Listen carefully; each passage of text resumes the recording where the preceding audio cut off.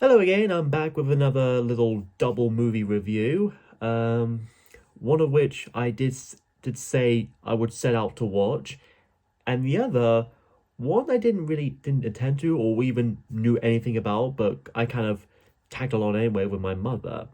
And I want to talk about that one first. Firstly, I wasn't able to see, say, War of the Rohirrim or the Nosferatu remake or the new Wolfman reboot. Though I heard good things about Nosferatu, being from the director who did The Witch, The Northman, and The Lighthouse. And I heard mixed thoughts about War of the Rohirrim and Wolfman, and very understandable. But I'll probably judge him for myself for some time down the road. But I want to talk about this film, this interesting film, simply called Presence. And it was directed by Steven Soderbergh, who did films such as Aaron Brockovich, the Ocean's 11 trilogy, with George Clooney and Brad Pitt. And he even did his first directorial debut was a concert film for the band Yes, all the way back in 1985. So quite a reputation and a very range of like genres to say the least. And it was written by David Coeb, who did the first Sam Raimi Spider-Man film, Steven Spielberg's War of the Worlds, Kingdom of the Crystal Skull, Zathura the Space Adventure, the Jurassic Park Lost World film, and possibly the next Jurassic World film coming out this year.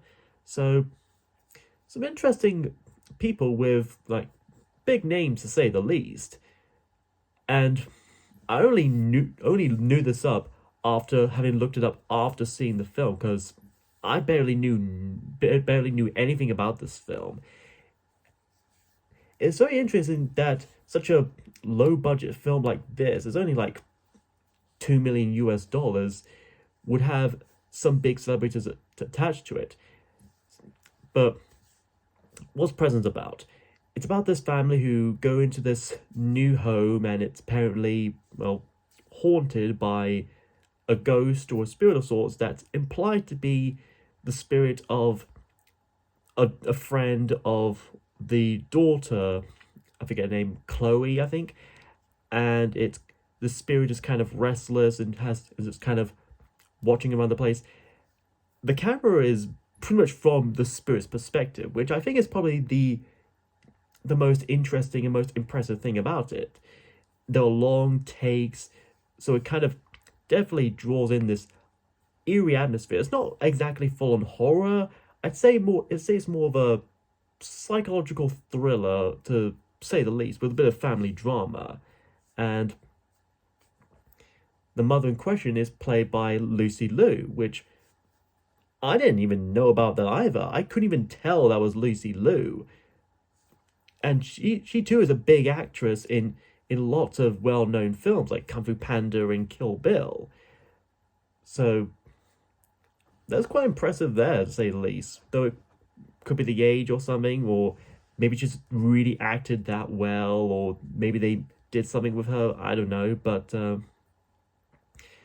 yeah, Presence is a very interesting film to see. I won't give away too much, of course, since I'm sure you could see it for yourself. But it is quite an interesting film with some interesting twists that doesn't need to go full horror. It needs to be about the family and the drama and this well, presence that tries to watch over them and protect them, and hopefully find a way to be put to rest. And surprisingly, in a world where most films are like generally around 2 hours at least, or 3 hours at most, this one's really short, only like 85 minutes. So it goes by quite quick, even if it does kind of take its time in building the mood and tension and all that. But yeah, that was just my thoughts on this little independent film that's made by some big named people from Hollywood. Although, considering what's going on with Hollywood now, it's probably not hard to see why. But I'm going to talk about the other film for this review, and it's one I have planned to see, and I've managed to catch watching it all the way back in December, and that is Sonic the Hedgehog 3. And boy was I not disappointed. I mean, let me get my thoughts around the first two, of course. The first Sonic film was actually pretty decent. Perfect, probably not, but we'll probably know it because it was delayed by a few months just to make the Sonic design much better, much more appealing, because the original looked like a Sonic, just not a very appealing looking Sonic. It just looked like someone in a cheap cheap fursuit with a big mask and whatnot. But the final design that they kind of retoured and worked for not only looks more like Sonic, it looks like an appealing Sonic, a familiar looking Sonic. So at least they went with that. So yeah, the first Sonic film was pretty alright. Plus, Jim Carrey as Dr. Robotnik or the Eggman is very memorable. Sonic the Hedgehog 2, just as good. Idris Elba as Knuckles and Colleen. Forget how her surname is pronounced. Is it like Colleen O'Shaughnessy? If you're watching this, I'm sorry if I butcher your name. Colleen, I know her as Sora from Digimon. She did the voice of Tails. They were both pretty good in it. Pretty much ups the ante, and the use of the Master Emerald and all that. I haven't seen the Knuckles TV series, which is on Paramount Plus, because I don't have Paramount Plus. But I heard some mixed thoughts about it. I think MJ Tanner did do a review of it at some point, but I'm sure it's very interesting. But Sonic 3, is it good? Does it up the ante or does it take a step backwards? It ups the ante and doesn't take even a single step backwards. It is pretty much the Gamma 3 of the Sonic movie trilogy. And I don't know where to start with it. Yeah, basically it takes place sometime after the Sonic the Hedgehog 2 and the Knuckles series. We see our three trio, our main heroes, Sonic, Knuckles, and Tails again. Jim Carrey returns not only as Dr. Evo Robotnik, but a particular relative of his.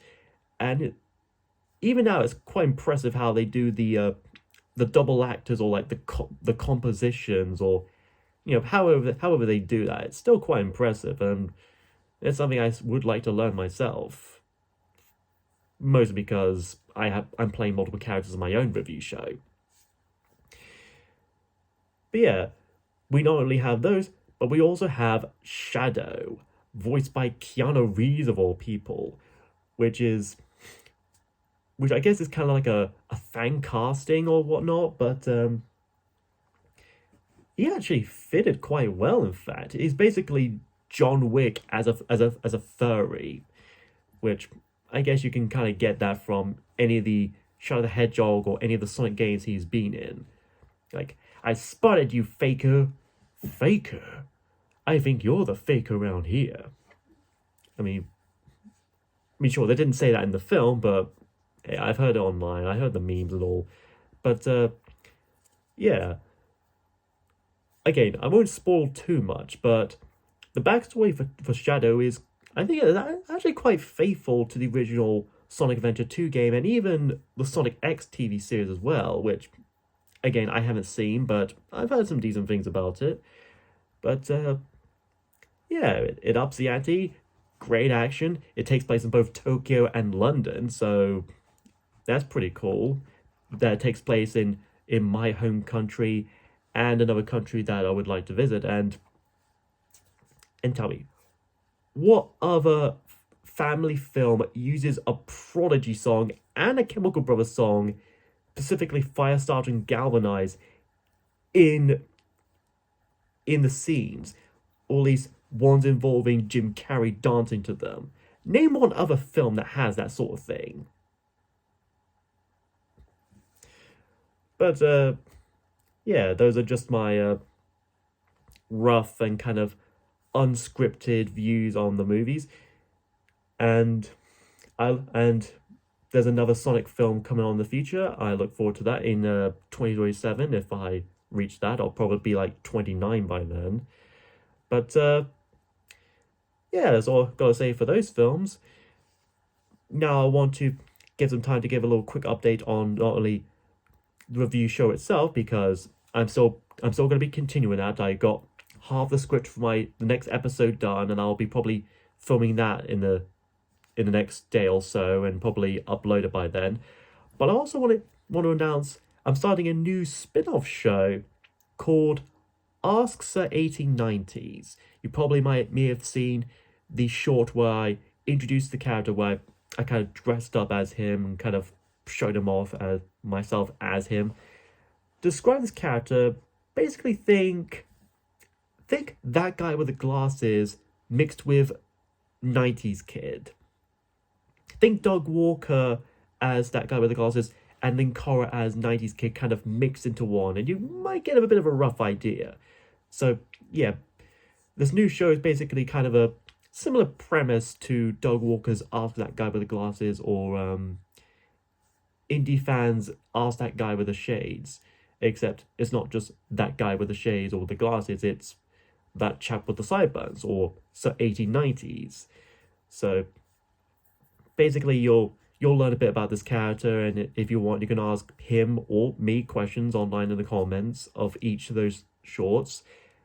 And I hope to make that as much of an ongoing series as much as the Anorak Review Show, since I'm sure they will be much shorter and quicker to produce and post. But yeah, those are my thoughts on the Presents film, my thoughts on Sonic the Hedgehog 3, and a little announcement on a new spin-off series that will also be set in the Reviewerverse, along with the Anorak Review Show, and possibly some new storylines and lore to go down on. So yeah, that's pretty much all I gotta say. If you like my thoughts, or you have any thoughts on your own, put them down in the comments below. I love to discuss. That's all I gotta say. It's pretty much getting late where I am, so I'll probably get some sleep. I hope you're alright. Take care of yourselves. This is Henry HRC Stanley of Copy Studios, signing down.